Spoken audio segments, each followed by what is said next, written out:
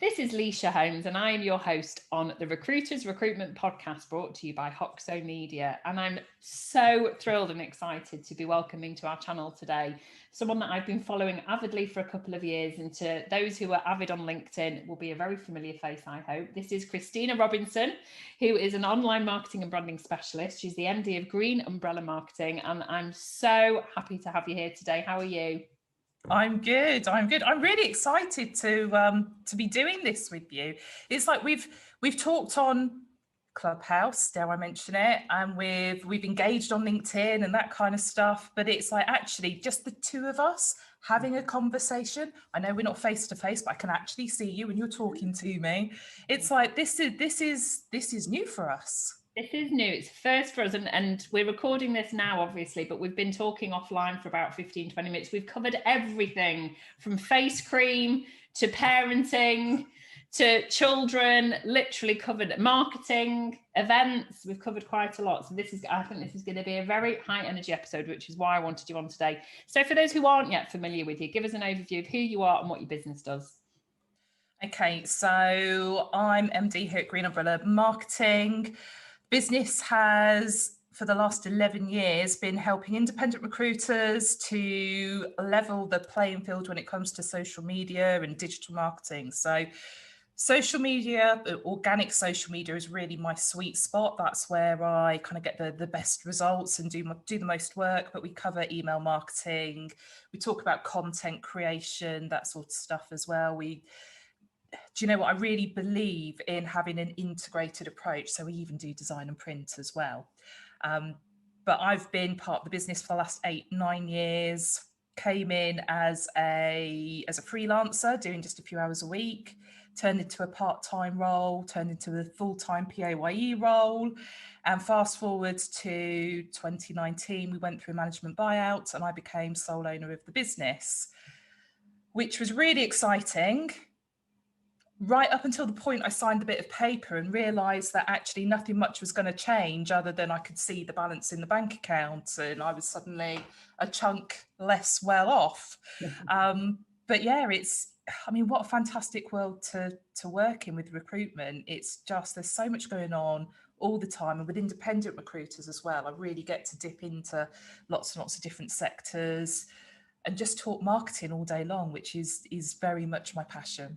Definitely. And that's something that unites us. And I think that if I was to think of anyone better to come and talk about having their finger on the pulse of what's happening with independent recruitment companies and their brand strategy, that's why I was so keen to get you on today. So thank you for joining us. And I love that potted history, and your passion absolutely oozes through. So in terms of how you use social media, so you're doing this on behalf of your client base, and you just mentioned the phrase they're leveling the playing field.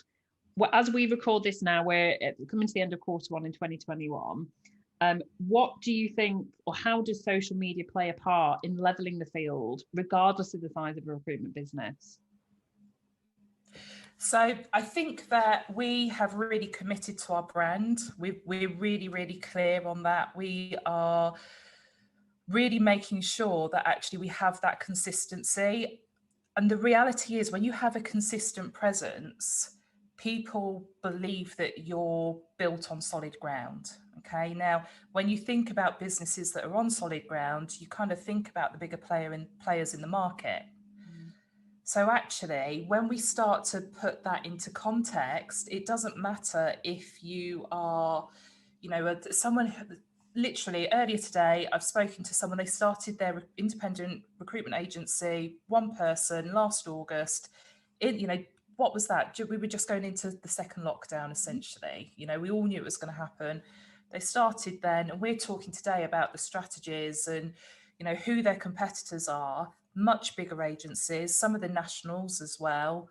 And you're just kind of looking at it and going, right, where's the difference? Well, actually, when you look at LinkedIn and you're putting the content side by side, your content's more interesting. Right. Actually, you're appearing as the person that really knows this sector, rather than that kind of like national brand that just does a little bit of everything. Yeah. And I think that's the key, really. Even if you are a generalist recruiter, you can really, really just kind of go, I know my space, and own it.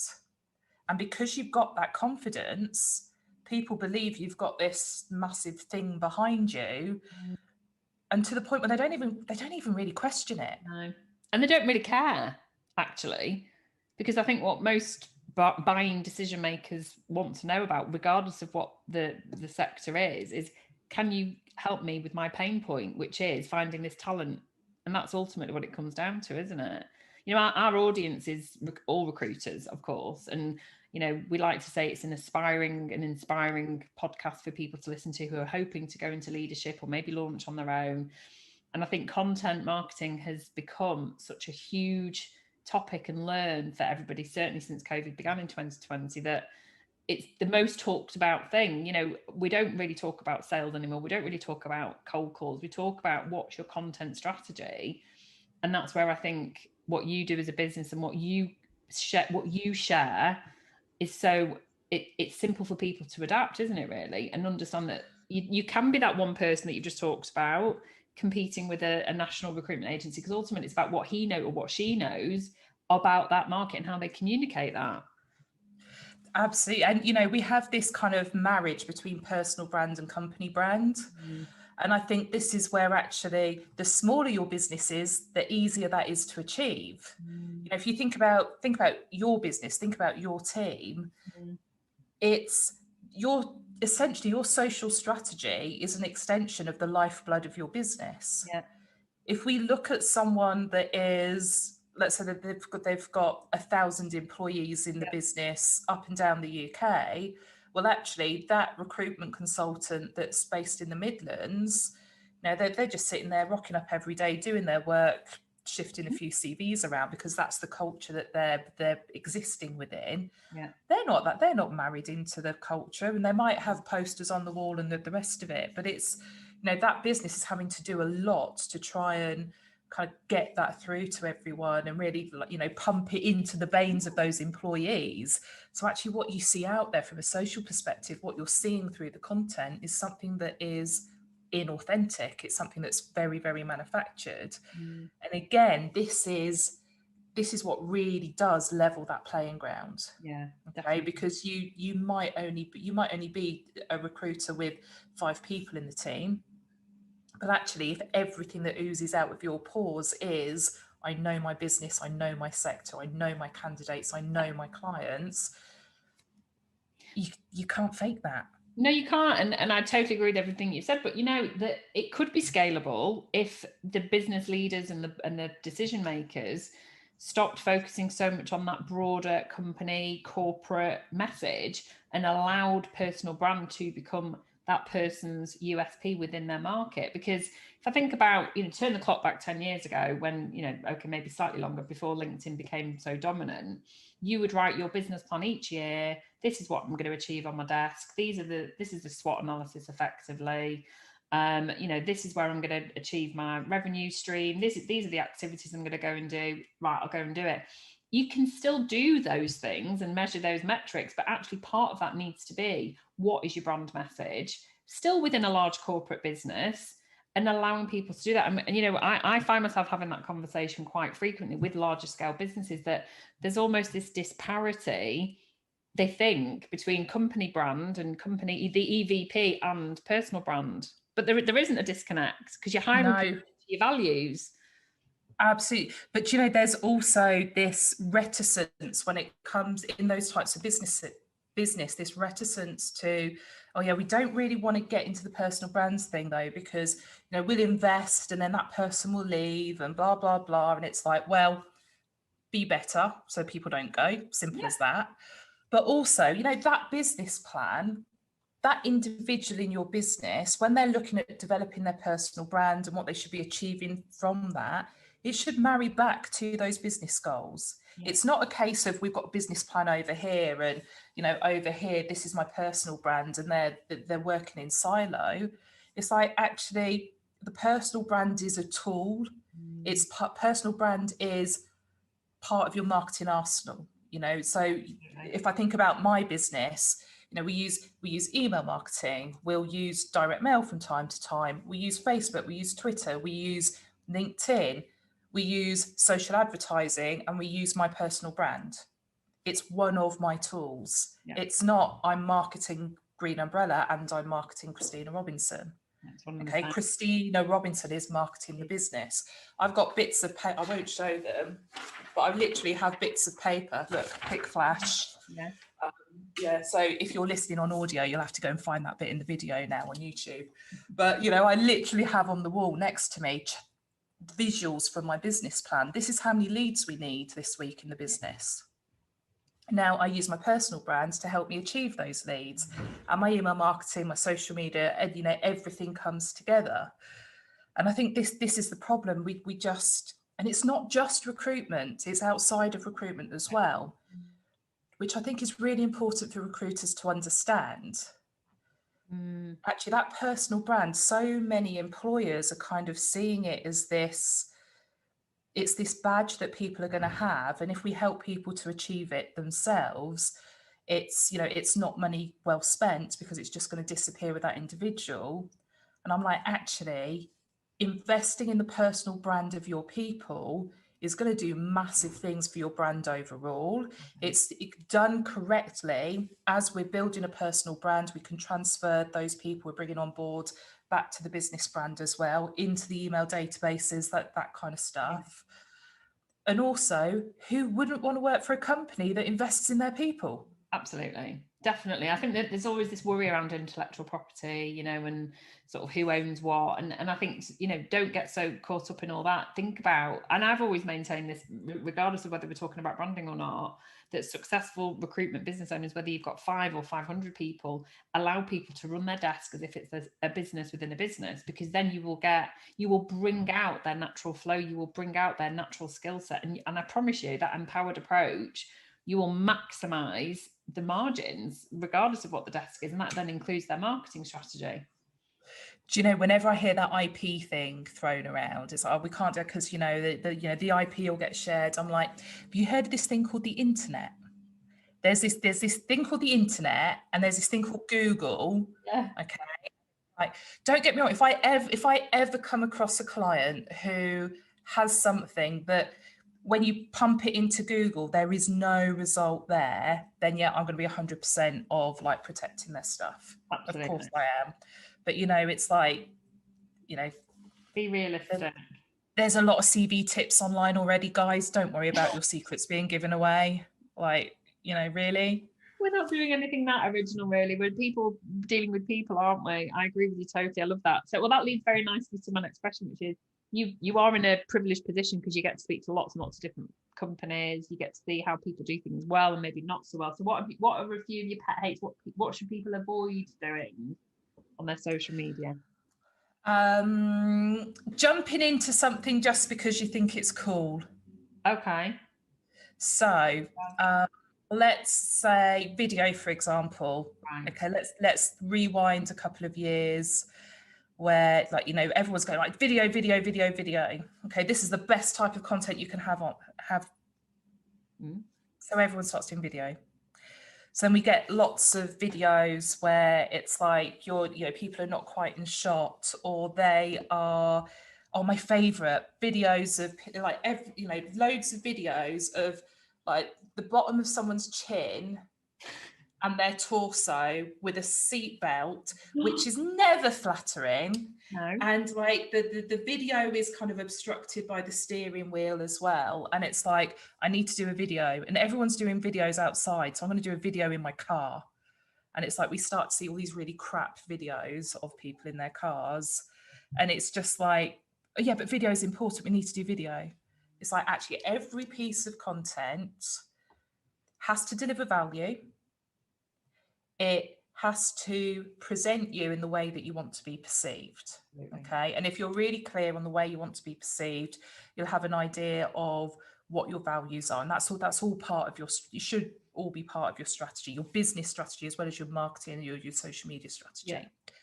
So I think it's that kind of bandwagonitis. It's the type of content where something's trending today, so let's all jump on and do that. So Black Lives Matter is an example within lockdown, and I'm not suggesting that people shouldn't support the movement, but one of my best examples of someone jumping on something just because it's a trend. So this PR company, and they had a team photo, and on this photo it basically says, "We support Black Lives Matter," and there was not one face that you could tick a box on that said anything other than white British. Yeah. Okay, it was just a. Now, obviously, I'm making assumptions, and it might have been other nationalities, etc. And but as you look at this, it's like everyone's wearing the same kind of. They're all in their suits, but you can kind of see, okay, here, this here, and this one image is the culture of this business, and it doesn't look to be supporting DE&I. No, and it's disingenuous, isn't it, to suggest that for 1 minute? Or you could, like you say, rather than us making an unconsciously biased decision that they're all Caucasian of a certain time, you could say, well, actually, even though he's from wherever, he's born in South Africa, whatever it could be, we shouldn't make assumptions. But you're right. I think people do make massive. They think that I'm going to jump on a hashtag on LinkedIn or whatever it might be because everyone's telling me to. I mean, I've got one massive pet hate, and it's TikTok. Why are people using TikTok? I don't know what you think about that, because to me it is a young and I'm saying that as the mother of two young people in their teens. They won't let me go on TikTok. They prevent me from it because to them it's about brand. It's not about company. What are you using it for? What are your thoughts on TikTok? So TikTok, Instagram, same thing again. It's trendy. It's cool. Everyone's on there. Okay, so what? Do you know what, recruiters? When we look at the UK usage of LinkedIn, it's only like 35-40% of UK adults 16 and over that use LinkedIn. Okay, right. YouTube is something like 78-80%. Facebook is about 73-75%. WhatsApp, Facebook Messenger, similar percentages. Okay. It's quite tricky to get UK figures. Those figures are based on 2020 usage in the UK. Gosh. And it kind of gets updated every quarter. So, that is pretty bang on.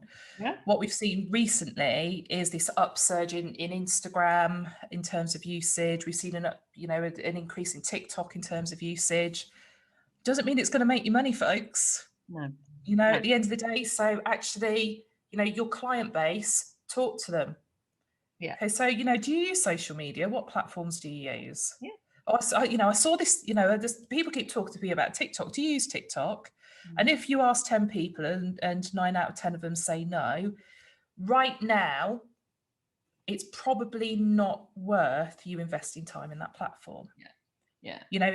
Instagram at the minute, like I said, we're seeing a massive surge in usage in Instagram just between sort of January and now on a worldwide level. Yeah. So everyone's like, Instagram's taken over Facebook, forgetting that Facebook owns Instagram. I know, yeah. And WhatsApp. Yeah.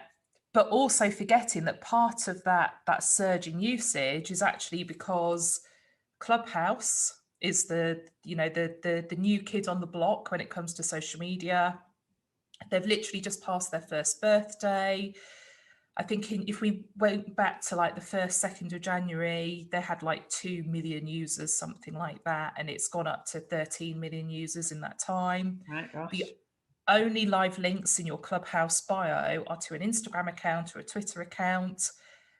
Everyone's response to Twitter is, oh, well, I don't really get it. So therefore, they're creating Instagram accounts, or they're starting to use that dormant Instagram account on a daily basis now, because that's how they get something out of the Clubhouse platform. Right. So people are going, oh yeah, Instagram's really grown. We really need to do something there now. But it's like a false growth. Yeah. If Clubhouse disappears in 3 months' time, all those users will disappear from Instagram again. They've done it for a purpose, haven't they? It's interesting. I mean, we've always measured actual where do we get our business from? And although we've got very good brand awareness, I think both Key Recruitment and then me individually on Instagram. I mean, I use Instagram more for me, nothing to do with recruitment. I share pictures of food on there and, my dog, that's pretty much it. The occasional Key Recruitment video, but it's all LinkedIn. Everybody comes, if they're not coming to us through a recommendation, it's all through LinkedIn. And I mean, we're going to come on to Clubhouse in a moment, but we still have a Facebook page, but it's for brand awareness. And I think that people genuinely, if they are a recruitment leader looking to hire, or they're a recruitment professional looking for a role, they do it through LinkedIn. They don't do it through Facebook or Instagram.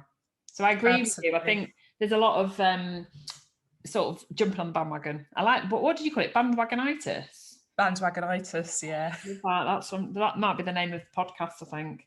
Do you know, I was on I was having a conversation the other day. We were talking about like national days of the year and that sort of stuff. And I said, I'd like to create a bandwagonitis day, or a throw it at the wall and see if it sticks day. Yeah, that's a good idea. I was a guest on Kerry-Ann Hargreaves runs her station. She runs a business in the Midlands, and she's started a new series, the Recruitment Room 101. And I was only allowed 3 things, Christina. And I kept changing. I had to, over the few days before the podcast, I kept changing it. I was like, what else can I put in the room? Can I group about 10 things into one? So that's definitely one to listen out for. It's been very useful to hear what your pet hates are, because I think people will respect what you're talking about, and I think it will resonate with people, because we've all had to become marketing specialists. It's definitely a hat that everybody has had to put on over the last year, and rightly so, because ultimately you are responsible. Even pre-COVID, you are responsible for marketing what you do as a recruiter. You are responsible to your clients who are relying on you to find them the best talent, and those individuals that are looking for a new role. So I think it was about time we shifted the sort of mindset a little bit. So Clubhouse. Now, obviously, you and I've been in a room. You run your regular slot. When's your regular slot? Is it Wednesday at 1? Yeah, Wednesdays at 1 o'clock. I do a recruitment marketing related room. Okay. Very, very niche. Yes, it is. So what are your thoughts on, we're recording this, by the time this goes out, who knows, it might be here, it might not be, but Clubhouse, what do you see its growth projection? So I was more hopeful about 4 weeks ago than I am today in terms of its future. Okay. At the end, I think we've got it's like a race to Android. So Twitter has created its equivalent called Twitter Spaces, and they've now committed to have that completely out there, all users, all devices, by the end of April. Wow. Clubhouse has only just recruited its Android developer. Wow. And so, we're talking months. We're talking months before it's on Android. And I think that there's this fantastic FOMO around Clubhouse, but it's almost dragging out too long now. This whole kind of it not getting to Android is dragging out too long. And I think whereas people back in December, November, December, January time, people going, oh, it's a really clever marketing, creating the FOMO, etc., etc., etc. Whereas actually now people are going like, really, come on, guys. Yeah. We're living in a world of inclusivity. Absolutely. Why on earth is it not going to Android? And why is it invite only? I've got about at any one time I must have a dozen invites sat there waiting to go. I agree with you. I think I got introduced to it mid-January time, and maybe just because of what I've gone through in my personal journey, or maybe the age that I'm at, but I have JOMO generally. And I'd promised myself for 2021 onwards that because I have never worked so hard in my life as I did in 2020, I was going to do less, not more. And so when I heard there was another social app, which meant running these amazing, live webinar, podcasts, however you want to describe what Clubhouse actually is, I groaned actually. And then I think it's Martin Dangerfield that invited me into his R circle, our tribe circle. And then I thought, right, let's give this a go. And actually I do run a weekly room like you. It's just once a week.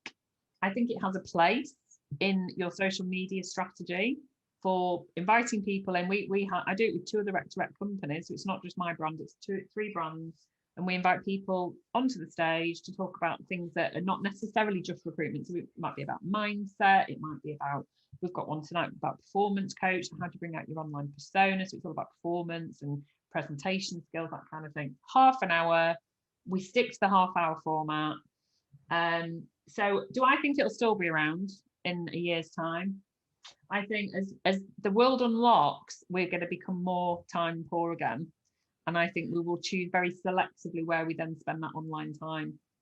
Yeah, I think part of the thing with Clubhouse, whether it is Clubhouse itself, whether it gets bought by someone else, or whether it fades away and we're left with Twitter Spaces and Twitter has a resurgence, this form of content is not going anywhere because it's allowed so many more people to come to the stage. Okay, there are so many people that they wouldn't have presented a webinar.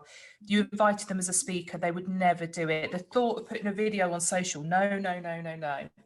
And they've turned up in these rooms, they've nervously raised their hand and been up on stage and offered some insight or advice or asked a question and been involved in a conversation, and actually have been made to feel that, you know, they've received some validity.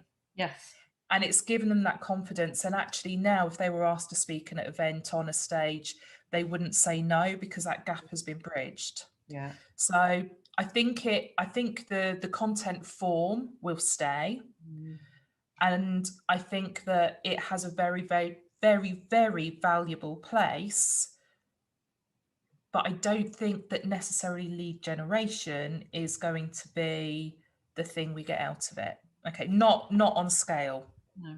So the reason that I could do a room on marketing. I've chosen to run a room on recruitment marketing specifically because the only people coming into that, why would you go into that room if you're not interested in recruitment marketing? I agree with you. I'm never going to get hundreds of people in there, but the people I do get in there are either, they're my future partners, they're my future introducers, they're my future clients. They're your advocates. You're creating a community. I think of it as a community now. And we're getting, I don't know, a dozen, 20 people into our room. And that's fine by me because it means that more people are more likely to put their hand up. And I agree with what you're saying now. I think it's a great conduit for people to see that they can have a value. But I think there's a limit to how if you see it as a business development tool, don't. In the same way that when when I do my podcast, I'm not doing this in a contrived way that, somebody might watch this and then they might contact me because I was dealing with this. No, to me, it's adding value all the time. And it's creating for you to think about how you're going to improve something. And if you drop into a Clubhouse room and you learn something, you'll remember where you learned it. And I think that's why I was concerned for my audience who were recruitment leaders potentially running quite big teams, because I think, how would you manage people working remotely and not encourage them to go on this, because it could be a massive distraction. But actually, when I have actually advised a lot of my clients on Clubhouse, I've invited them, especially those who are in things like digital tech. I'm like, you should be on there, but make it a once a week KPI. If you want to make it a KPI, just let them run one room a week and that should be it. And that's really valuable. People are throwing away valuable time into this app. They're sitting on there for hours and hours and hours on end, and you can learn loads. So treat it like radio. Okay, let it have it playing in the background. Yeah. Okay, if you get a little notification because someone you know is in a room, it doesn't mean you have to join. You can turn those off if you want to. If you're listening to something and something pops up and it says, come be on stage, so be the grown up. It's up to you whether you click that button or not. Absolutely. And a lot of these rooms they're happening on a regular basis.